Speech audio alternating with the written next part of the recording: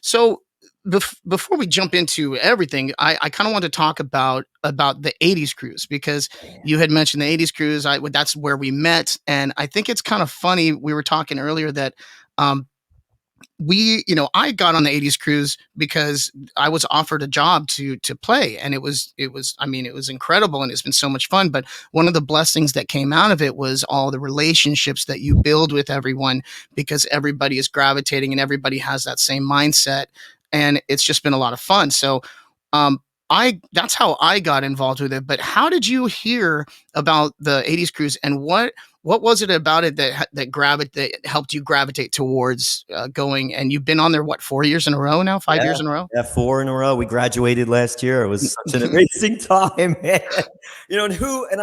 Before I even answer your question, is just to say, who in the world would have ever expected that you would make friends like that on a Yes. vacation? It's never happened in my life. I'm 51 years old, man. I've done a lot of traveling. I love to travel, and we've been to some beautiful places. My wife and I got married in Bora Bora. It was amazing. That 80s Wow. cruise is right there, man. Yeah. It's the top. I can't imagine anything ever being more fun than that. And but the reality of what happened was, as I own a big personal training facility outside of Philly, and we listen to XM radio in the gym all the time. So my wife and I are big 80s music fans, although a lot of times, at 5:30 in the morning, we're on Ozzy's Boneyard and we're blasting crazy serious metal, and everybody loves it. And by 10 o'clock, there's a different group that comes in, and they're clearly more appreciative of something different. So we have these different flavors of music that go on. But then we would throw on the 80s on 8. Yeah. We loved it because there was Nina, there was Mark, there was Alan, and it brought back my memories of being 11 years old and watching MTV pop on, and they started talking about this 80s cruise thing. And, my wife kind of looked at me, and I looked at her across the room, and we both thought, that is the dumbest thing I ever heard, man. Who would go on this cruise? It's got to be so silly.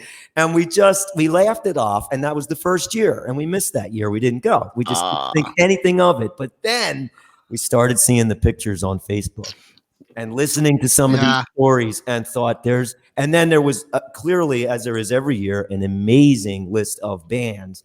And we thought, you know what, man, we've been on a few cruises together, and we really dig that. It's a nice way to really disappear from the world. My phone doesn't ring. I can get away from my business. And it's when we're on that ship, no matter where we've been, even in Bora Bora, my phone rings. So there's no phone. We said, let's do it. We'll just see what this is all about. Bro, we had no idea what we were getting ourselves into. Right. Man. Oh, my God. So, walking into the host hotel, it was, people were coming up to us, throwing beads over our necks and welcoming us and bringing us into these groups of people who acted like we were already their friends. And we weren't even on the ship yet. And we thought, this is crazy, man. This is nuts. But it was such like open arms just from the very beginning. And when we jumped on, we had the exact same feeling. When we jumped on there, we were like, how do we know that we were going to get this type of make these type of relationships, and then watch them blossom for 4 years, and grow closer together and talk. And there's friends that I talk with literally almost on the daily now. And yeah, the 80s cruise has been so you missed the first one because you thought it was going to be a joke. And then when you jump on it, you're like, oh, wow, this is pretty freaking incredible. And you stay in touch with these folks. I mean, like yourself and myself, we do a boot camp at the beach every year down here at the Jersey Shore. And all the folks we know from New Jersey, from Delaware, from Maryland, from the cruise, they all came to the beach. And, we're actually having dinner at the Broken Goblet next week with two folks we know from the cruise, Darry and Tammy and their husbands. So it's just been, I don't know what we would do without it now. We've gone through this year suffering the loss of it. And it's just, we know it's coming. We know we're going to be there next year, and it's going to be just as epic as ever. So, well, I mean, I'm actually kind of, because we missed the very first one as well. Our lead singer, Billy Mondragon, he was because the 80s cruise, they run a couple other cruise lines, and our singer was on one of the cruises before. He stayed on for the 80s cruise, and he went to the piano bar and sang some Journey songs and sang some this and sang some that. And it just so happens they said, hey, we need another band, put something together and let's make it happen.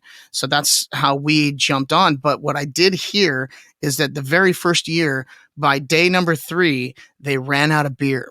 That's how awesome we party. This is literally, and they literally ran out of beer and had to jump off of the ship and at a port and go buy more beer, which I think is a testament to our generation. Oh, So, drank the ship dry. Where could that ever happen, man? Oh my God. But and it's the only vacation. And I know, people say this all the time. You need a vacation.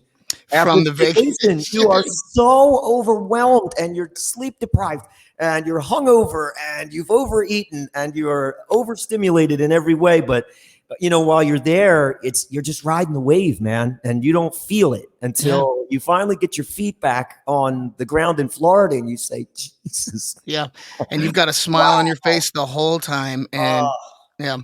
Good. And you know what's been great too is that there's been times that, because when we met 4 years ago, we met on the cruise, we talked a few times, and then throughout the year, we comment here and there on Facebook and stuff like that.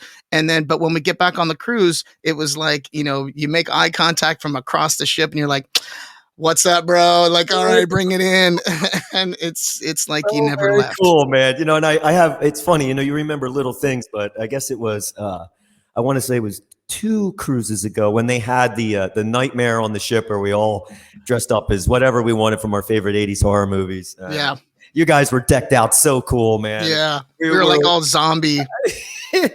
doing the bit by the ice bar, the tiki bar, Uh and huh. like you said, that's where we kind of caught eyes at one point. And I ran over and got the coolest selfie with you guys, Yeah. all dressed up, and it's just I'll never forget it. It was Yeah. it was amazing, man. That's and you know what? That is literally the magic of that cruise. The magic of that cruise is the relationships that you build and how they blossom into lifetime friendships. Yeah, So, I can't think um, of a better way to sell it, man.